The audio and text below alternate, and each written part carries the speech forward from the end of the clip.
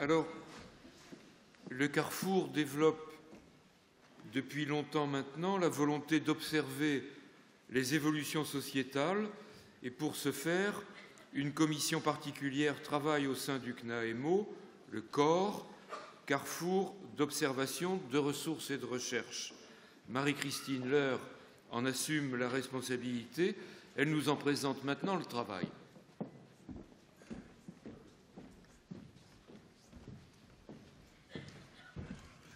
Monsieur le Président.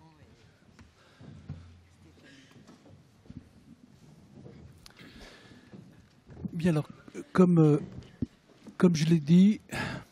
Prends un micro, c'est mieux. Oui, mais j'essaye. Mais... Ah, bien. Donc, comme je vous l'ai indiqué dans mon propos introductif à ces assises, nous, effectivement, nous tenons nos engagements par rapport à notre projet politique, notamment dans ce troisième pilier qui est la recherche, et qu'on appelle le COR, le Carrefour d'observation de ressources et de recherche. Et là, on va vous faire un petit peu un état des lieux, enfin un état de là où on en est. On a déjà un certain nombre de résultats, mais aussi, on va dire, une certaine insatisfaction de la difficulté à obtenir un peu des résultats qu'on pourrait vraiment exploiter. On va quand même vous rendre un certain nombre de comptes. J'insiste beaucoup sur cet aspect recherche. Pour nous, c'est fondamental. Je pense qu'il en va aussi de la crédibilité du CNAEMO.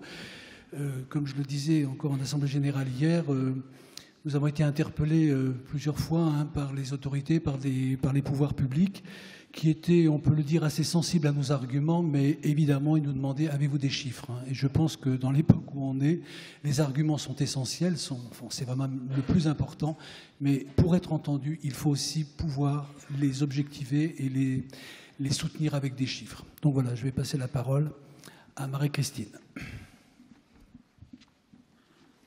Oui, donc on a voulu assez rapidement vous présenter les chiffres, enfin un exemple de chiffres qu'on peut avoir avec l'Observatoire du Nord.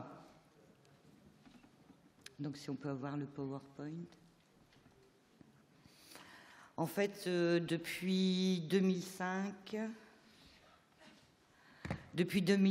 donc trois associations, l'ATSEA de la GSS de l'UDAF et un établissement public, le CEPIA, construisent et analysent ensemble. C'est environ 10 000 enfants suivis en AEMO judiciaire, l'AED étant exercée par le Conseil général. Le Pas-de-Calais nous a rejoints en 2014. Donc les chiffres de l'Observatoire du Nord font maintenant référence dans le département et bientôt dans la région. Donc en fait, le groupe de travail a construit 4 questionnaires élaborés, donc questionnaires qui ont évolué récemment. Donc actuellement, on a comme questionnaire un sur les fins de mesure, un sur les nouvelles mesures, un sur l'étayage de l'AEMO et un sur les typologies des familles. Alors, il y en a un également sur les violences sexuelles, mais qu'on ne fait pas tous les ans.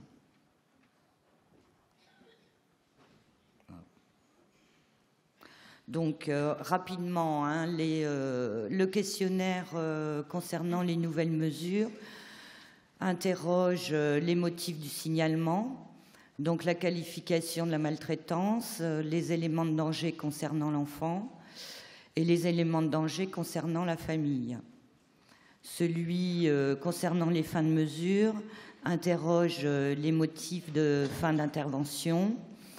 S'il y a eu placement, le motif du placement, les modalités du placement, si ça a été fait en urgence, pas en urgence, préparé, etc.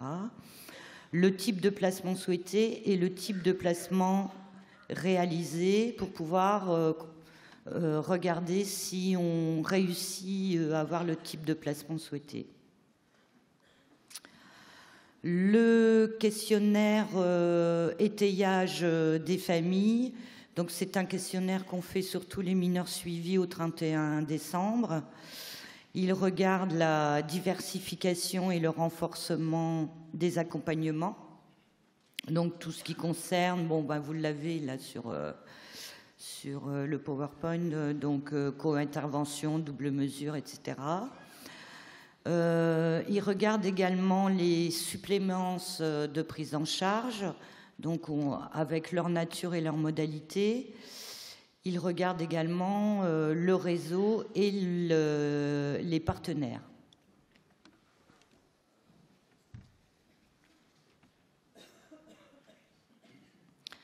Et le dernier questionnaire, la typologie familiale.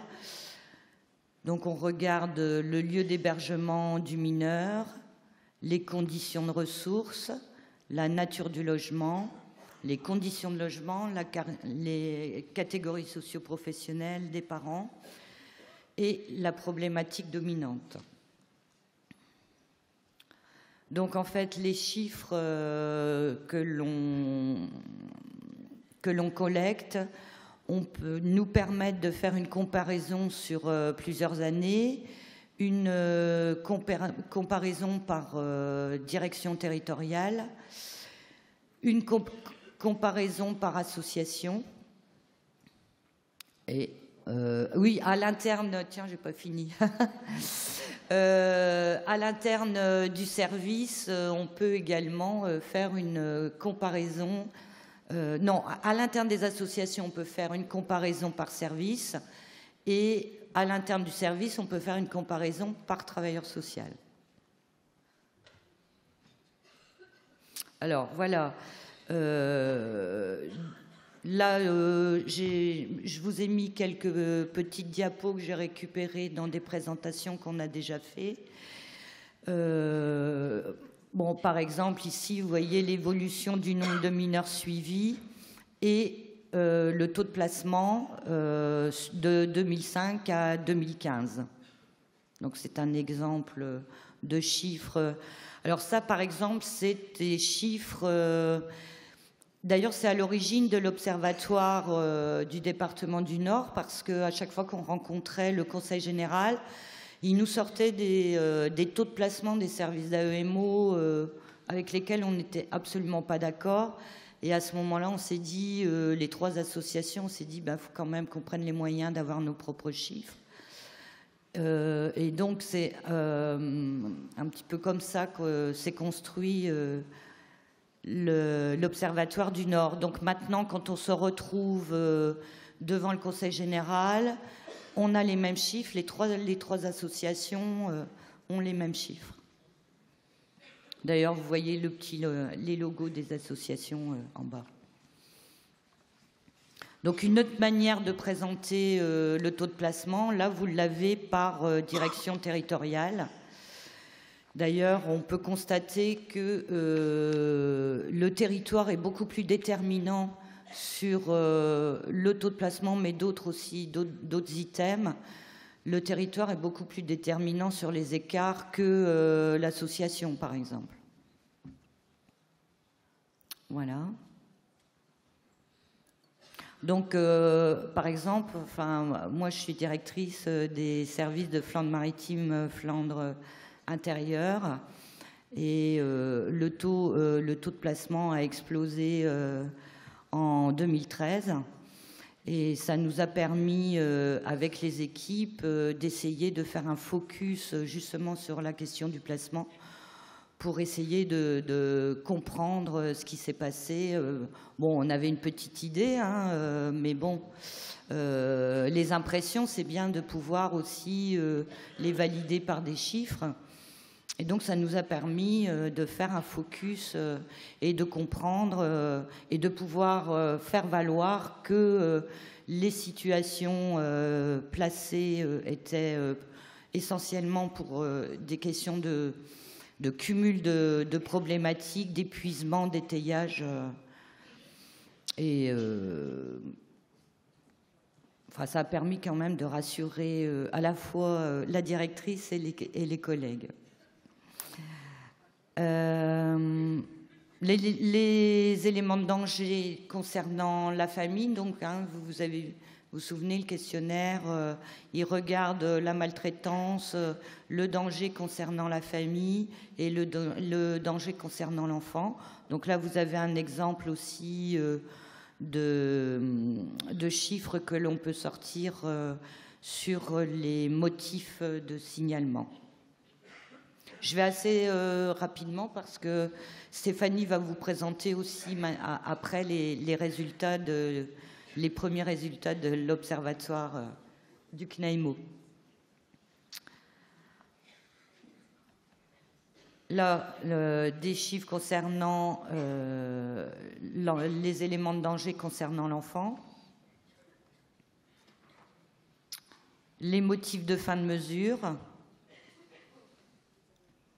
Donc, surtout, on compare...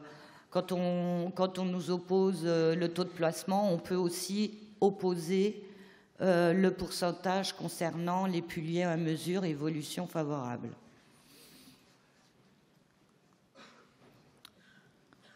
Donc les motifs du placement, donc ça permet aussi de pouvoir du coup après anticiper et revoir les anticipations qu'on peut faire.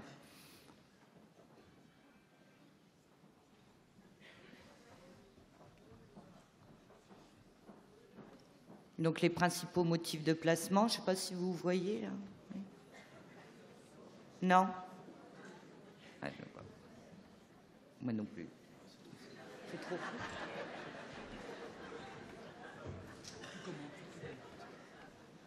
Alors, ici, par exemple, vous avez maltraitance, les maltraitances diverses, donc physiques, sexuelles, les négligences graves, l'aggravation du danger concernant l'enfant, la diminution des capacités parentales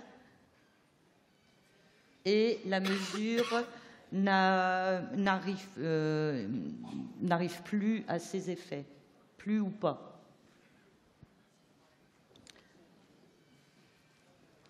Avec une importance sur les maltraitances diverses.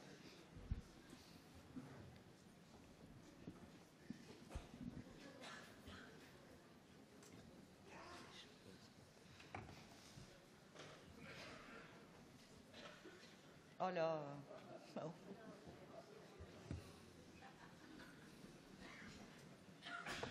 Qu'est-ce qu'on... Oh, mais c'est quand même...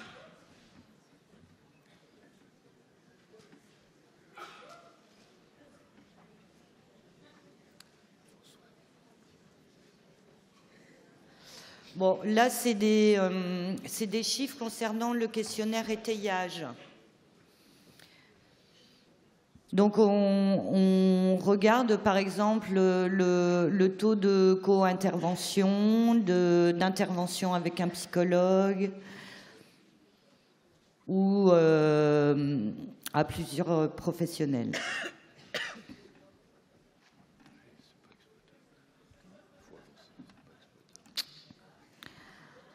Là, c'est l'étayage des familles. Donc, par exemple, on peut regarder le recours au TISF ou aux aides ménagères. Donc ça, c'est aussi un chiffre qui nous aide dans nos rencontres avec le Conseil général.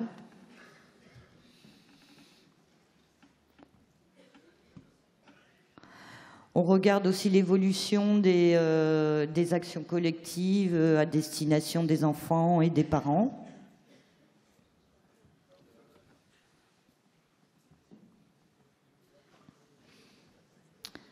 Donc là, c'est plus la nature des suppléances en passant par la crèche, les assistantes maternelles, les internats scolaires.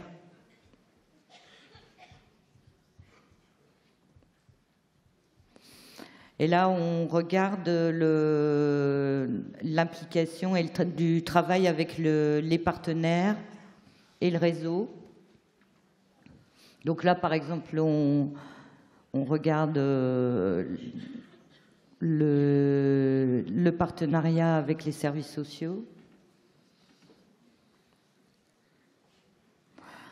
Alors ici, on passe au questionnaire typologie. Concernant le lieu d'hébergement de l'enfant, donc avec une augmentation, un taux important des mères seules.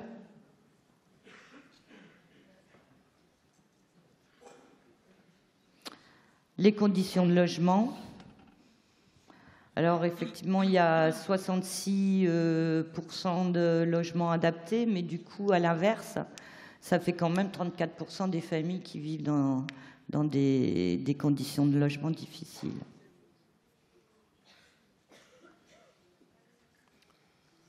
Bon, je vais passer.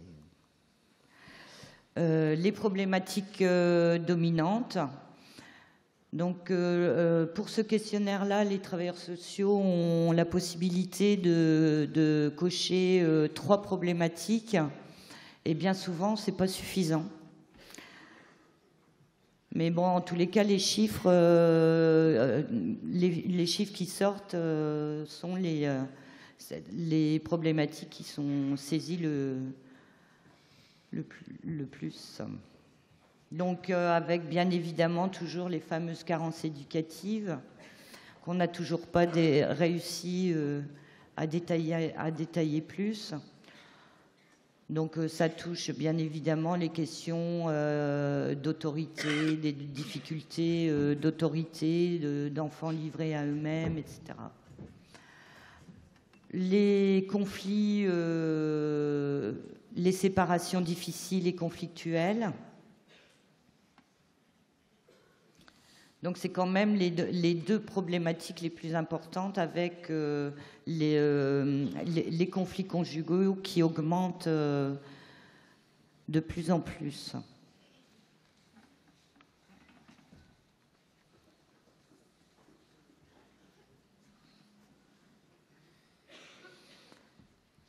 Avec une augmentation aussi des familles précaires.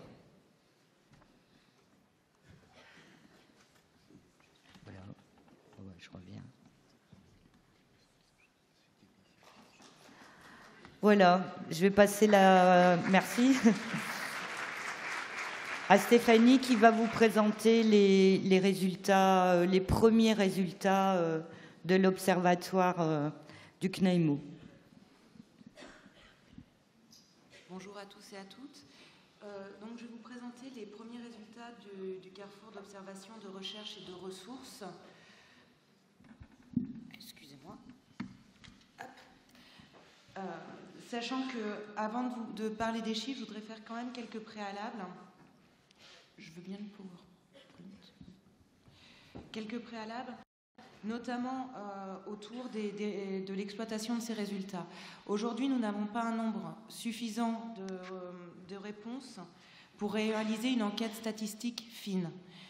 Par ailleurs, au niveau des réponses que nous avons, on s'est aperçu qu'il y avait quand même des disparités très fortes au niveau des services et des organisations qui faisaient qu'il y avait une absence de référentiel commun.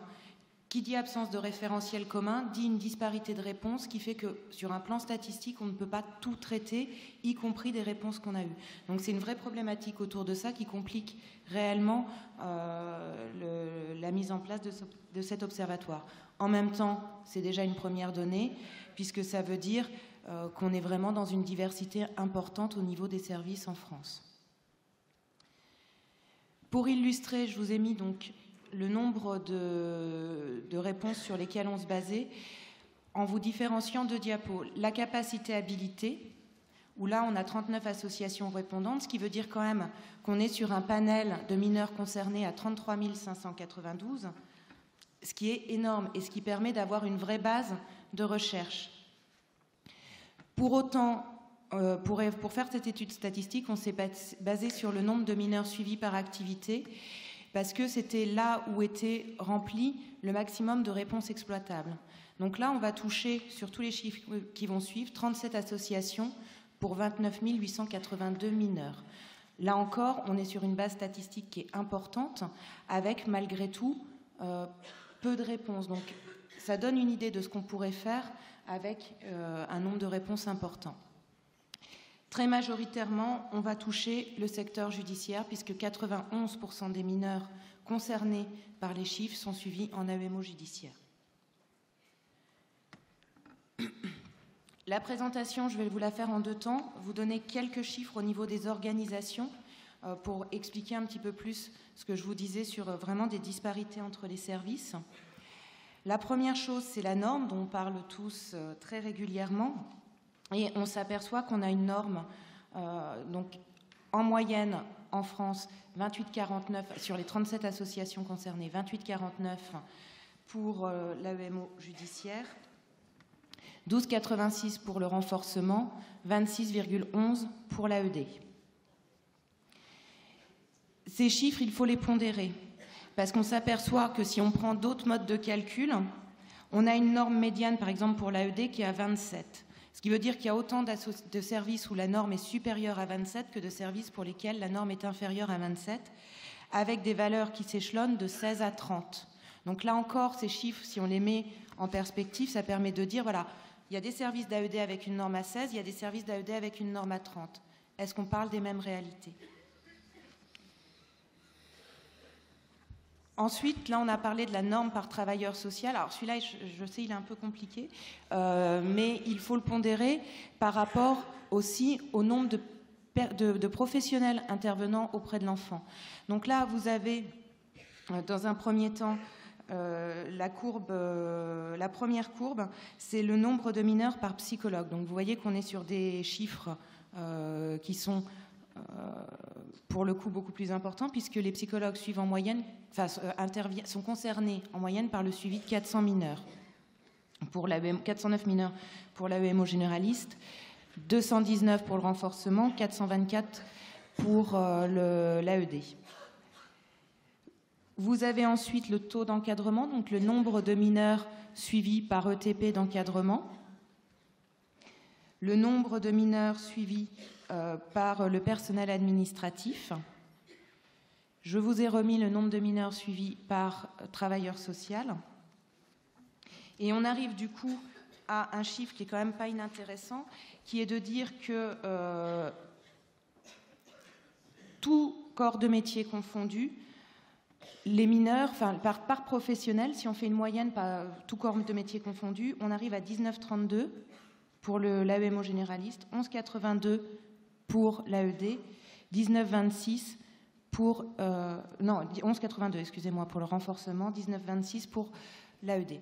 Ce qui veut dire que par rapport à ça, il y a à la fois la norme par travailleur social, mais il y a aussi toutes les fonctions autour qui permettent de relativiser cette norme et de mettre en perspective à la fois des différences et à la fois des points communs. On voit bien que quand on prend par contre tout le personnel intervenant auprès des enfants, les différences s'atténuent pour le coup. Mais ça renvoie également aux différences d'approche entre les services, puisque du coup, certains services vont avoir une norme haute, mais à l'inverse d'autres professionnels, EJE, médiateurs, d'autres professionnels qui vont intervenir. Et pour d'autres services, ça va être vraiment une norme plus faible par travailleur social, mais moins de fonctions support. Donc ça, c'était un exemple de ce qu'on peut faire et de comment, au travers le corps, on peut montrer la diversité de ce qui existe au niveau national. On vous a préparé également quelques données sur les mineurs suivis, qui vont appeler beaucoup moins de commentaires. Donc là, on est sur les âges à l'admission, avec, on le voit, une surreprésentation des 13-15 ans. Le lieu de résidence principal de l'enfant, le chiffre principal, c'est la mère seule, ou la famille recomposée avec la mère. Donc on voit bien quand même la prédominance toujours de la résidence principale chez la maman. Les motifs de la saisie, tout type de mesures confondues. On a quand même des saisies, des mesures qui sont instaurées à 21% après un placement, ce qui n'est pas inintéressant à regarder. L'orientation en fin de mesure, de façon là encore quelque chose qui n'est pas surprenant mais qui mérite quand même d'être dit parce qu'on ne le dit pas assez souvent, le motif principal d'arrêt, c'est plus lieu à intervention. Donc une évolution favorable. Donc on est bien quand même dans quelque chose de positif au regard des mesures que nous exerçons. Voilà à peu près ce qu'on pouvait vous dire aujourd'hui de ces premiers résultats, en insistant vraiment sur le fait que le corps permet d'avoir un regard large puisqu'on touche plusieurs services et même si jusque-là on déplorait le peu de résultats, on voit quand même qu'on peut partir sur une base de mineurs concernés de 30 000 enfants avec seulement une trentaine d'associations qui ont répondu. Ce qui veut dire que si on arrive à avoir des réponses plus nombreuses, à trouver aussi des moyens, malgré les disparités, de trouver une référence commune, on peut vraiment avoir des recherches qui peuvent porter par la base qu'elles représentent. Je vous remercie.